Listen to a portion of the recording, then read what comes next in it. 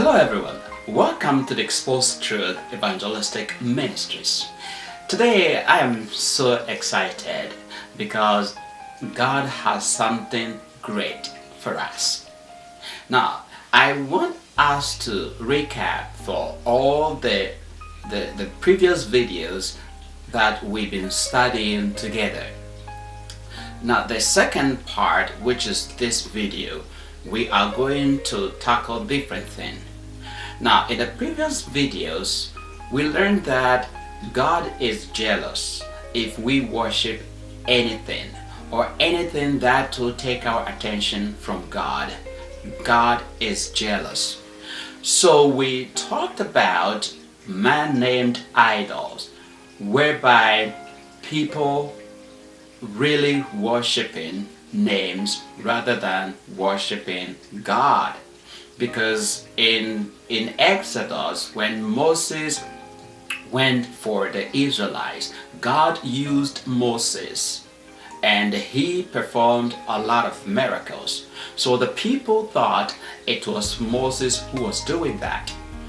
Now, on their way, when Moses went to get their 10 commandments, the people asked Aaron to make a new God for them, because literally they believe in Moses because they saw that God was using Moses. Now, in our days, it could happen to you. If we have names rather than the name above all names, which is God or Jesus Christ, that means that name will not last forever, and you will also ask for different God when that name is not available. We also talk about material idols.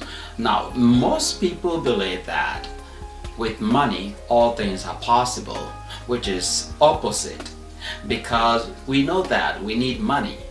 Money is very important and money is very vital, but with all the money that most people have, they can't buy life. That's where we can draw the line, that no matter how rich we are, if we don't have God, anything can happen, because when the time comes for God to ask the life back, there is no amount of money that can really bribe God to spare your life. So material idols are also things which in our days we are so much greedy and hungry, running after materials, and we have neglected our spiritual lives. And we also spoke about age idol. Now, age idols are basically like most people think so much about their age. They think they are growing old, or it's too late to do something because they are not young anymore. Of course, that's true, but when it comes to something that you are passionate about it, you are so much in love, and something that you really want to accomplish, there is no age limit, because God is unlimited God. He can help you no matter how old you are if you believe. Now, we also spoke about an idol of unforgiveness. If you know, the basic of Christianity is all about forgiveness and relationship. God has forgiven us our sins, so that's the same way He is expecting us to also forgive people. So if somebody has done something wrong and you can't forgive, it doesn't matter how committed you are, how strong you are prayerfully, it seems you are not doing anything until you settle that matter with whom you are angry or you are not happy about what has happened. And we also spoke about fear idol. Now, fear has literally imprisoned a lot of people. Fear has become a real danger and a real obstacle for most people to try different things. mostly you have tried many times and you fail. And because of that, you feel that is the end. So fear is also idle. And then the last video was how to overcome fear. We used the story of Jacob, and which is really incredible. Now in this second part of the teaching, we are going to talk about different things. It's not an idol anymore. If you remember, we've been talking about blessing, blessing, blessing. So this second part of our series is called the questioning of blessing. Now, the word blessing has become very, very common vocabulary. It is a common expression that we used every day. So when somebody asks you, what is blessing? I remember one time I visited a friend, and when I went there, his brother told me, God bless you. And his brother was laughing, and I asked, why are you laughing? And he said, today my brother sounds very spiritual. And I said, why? And he said, because he said, God bless you. I know that God bless you is a very religious and spiritual people expression. I said, well, you might be right, or maybe wrong. And why are you right or why are you wrong?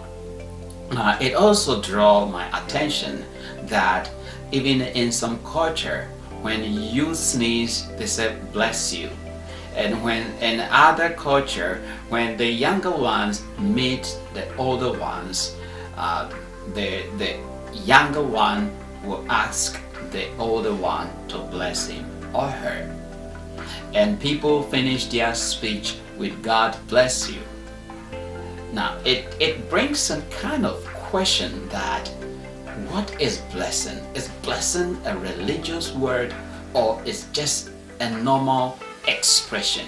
When somebody say God bless you, what are they trying to say? You see that?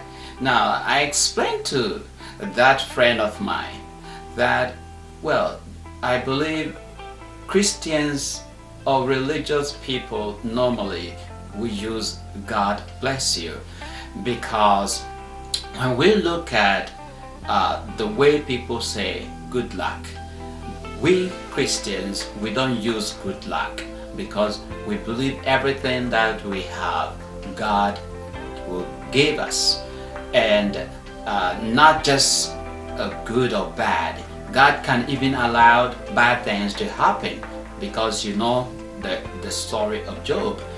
So if we get good things, it's not that we are lucky, but God gave us. So in this teaching, we are going to talk more about blessing. What is blessing? The word blessing, according to Webster Dictionary, it defines blessed or blessing as of or enjoying happiness, specifically enjoying the bliss of heaven. So it carries the idea of that which brings pleasure, contentment, and good fortune. Now this is how a dictionary defines blessing or blessed. That means it's like something that gives pleasure, or it gives contentment. It brings kind of happiness when you have it. We call it a blessing. So opposite is what? Curse. Because when you are cursed, it's not enjoyable, it's not happy. So happy is kind of a blessing. Now in the Bible, there are several words which are usually translated as blessing or bless. The most common Hebrew word most often translated bless is Barak. Barak. B-A-R-A-K. Barak. And the Barak, which means to praise, to congratulate, or to salute. And it is even used to mean a curse. It depends. So that is one thing about it. Hebrew and the Greek words. One word could be positive and it could also mean negative. It depends. It seems like same fear.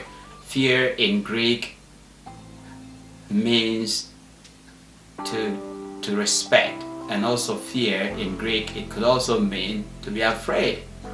So here, that is how the meaning of Barak is. It means to praise, to congratulate, to salute, and also like being happy. Now, where did we see the word blessing or blessed in the Bible? It first appears in the book of Genesis chapter 1 verse 22. And I'll read this. God blessed them and said, "Be fruitful and increase in number, and fill the water in the seas, and let the birds increase on earth." Now this is the blessing that God pronounced over animals. When He created animals, God blessed them and asked them to be fruitful, multiply, and then they should be also increase in water, sea, and let the birds increase on earth. Now it is quite interesting. The same word blessed or blessing God used also when He created man. Now does it mean that we are the same as animals? The answer is no, it's not. So let's see Genesis chapter 1 verse 27 to 28. So verse 27 says, "So God created mankind in His own image. In the image of God He created them, male and female He created them." And in verse 28 said, "God blessed them and said to them, be fruitful and increase in number."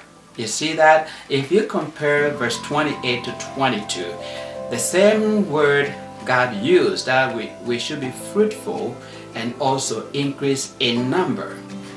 Now, what makes us different from animals is it continues, it fill the earth and subdue it, rule over the fish in the sea and the birds in the sky, and over every living creature that moves on the ground.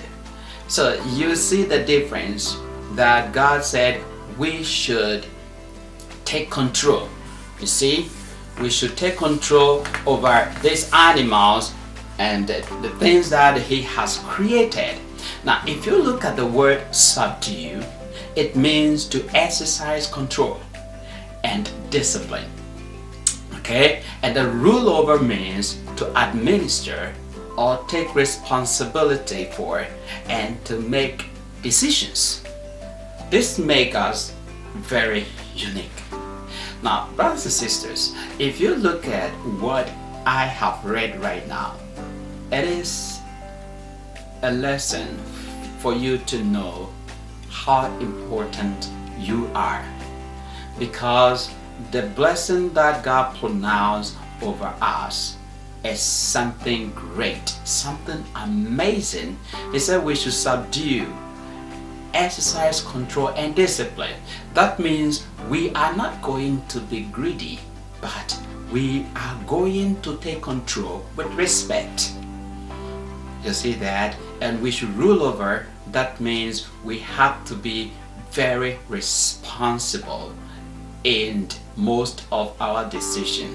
We will decide and give to God for God to help us.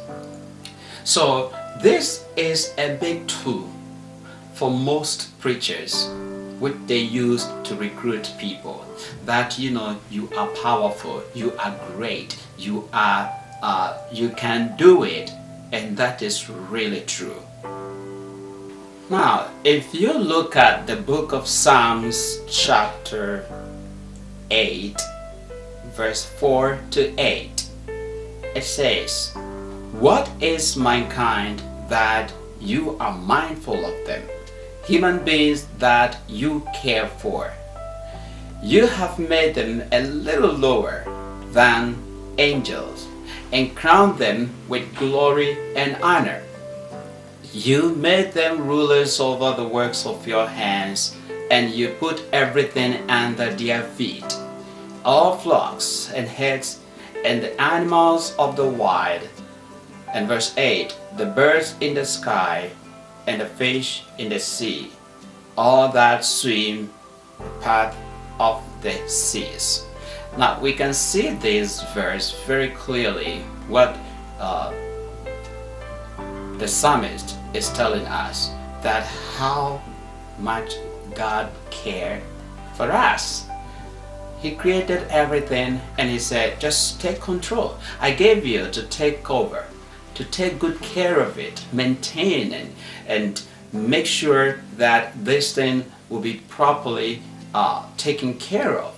Now here is the case that if God blessed all of us, why it seems some are still struggling with different problems, with different issues, with different things that we're going through? Because God wants us to be happy. So this is basically about material blessing. So the preachers, most preachers are preaching about this. Now, when God called Abraham to the promised land, which is Genesis chapter 12, verse 1 to 3, God also promised to bless him, to make his name great, and through him to all the families of the earth. So we can see here blessing, that the word blessing God used, and I'll read that. If you look Genesis chapter 12, verse 1 to 3, okay, this is what God said. "The Lord said to Abraham, go from your country, your people, and your father's household to the land I will show you. I will make you into a great nation.